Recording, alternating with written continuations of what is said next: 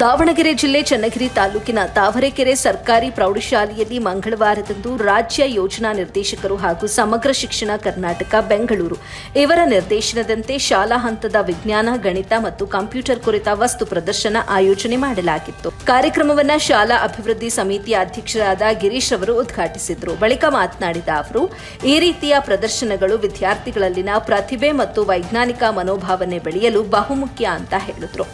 ವಿಜ್ಞಾನ ಮತ್ತು ಗಣಿತ ಶಿಕ್ಷಕರಾದ PR Raghavendra, Shrimati KA Tejaswini, GP Lingesh Murthy ಹಾಗೂ ಪಿಕೆ ಮೊರಡಪ್ಪ ಅವರ ಮಾರ್ಗದರ್ಶನದಲ್ಲಿ ಸುಮಾರು 80 ವಿದ್ಯಾರ್ಥಿಗಳು 6 ವಿಭಾಗಗಳಲ್ಲಿ ಮಾದರಿಗಳನ್ನು ತಯಾರಿಸಿ ಪ್ರದರ್ಶಿಸಿದರು.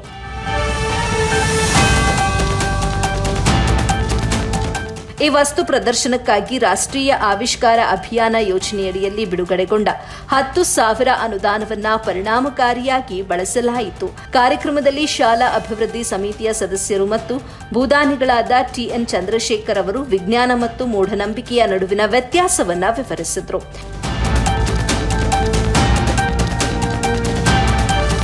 ಹಿರಿಯ ಶಿಕ್ಷಕರಾದ ಜಿಪಿ ಲಿಂಗೇಶ್ ಮೂರ್ತಿ ಕಾರ್ಯಕ್ರಮದ ಉದ್ದೇಶ ಮತ್ತು ಮಹತ್ವವನ್ನು ವಿವರಿಸಿದರು.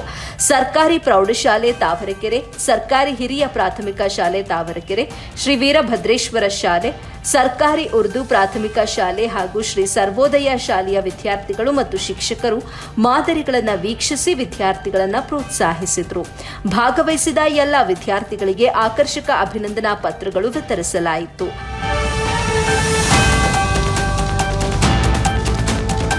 ಈ ಸಂದರ್ಭದಲ್ಲಿ ಶಾಲಾ ಅಭಿವೃದ್ಧಿ ಸಮಿತಿಯ ಸದಸ್ಯರಾದ ಕೆಎಂ ಶಂಕರಪ್ಪ, ಶಿವಮೂರ್ತಿ, ಈಶ್ವರಪ್ಪ, ಉಮೇಶ್, ನಾಗರಾಜ್, ಪ್ರಸನ್ನಕುಮಾರ್, ರುದ್ರೇಶ್, ಸುಮಾ, ಶ್ರೀಮತಿ ಪಾರ್ವತಿ ಹಾಗೂ ಎಲ್ಲ ಸಹ ಶಿಕ್ಷಕರು ಉಪಸ್ಥಿತರಿದ್ದರು.